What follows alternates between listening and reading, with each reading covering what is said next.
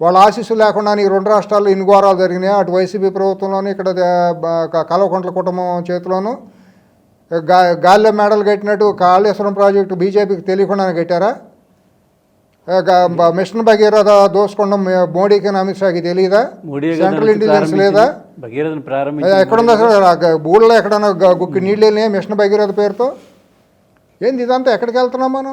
ఏం మాట్లాడితే ఏంటి? ఇదంతా సామెత ఉంటుంది, చుట్టూ అందరూ శ్రీ వైష్ణవుల మధ్యలో రొయ్యలు బొంగమయమైందని. ఎవరికెవడు బాధ్యత అని మాట్లాడాల్సిన అవసరం లేదా? మనం ఎవరికాళ్ళు ఎందుకు ఉపేక్షించాలి? మేధావులు వీళ్ళంతా సమాజ పరిరక్షకులు. ఎవడండి మేధావులు? బోక్ మీడియాలో అంతా మీడియాలో తయారైపోయి పనికి మన కుక్కల్లాగా వీధి కుక్కలాగా మొరుకోవడం, చర్చలు పేరు పెట్టి అర్థవంతమైన చర్చలు లేవు.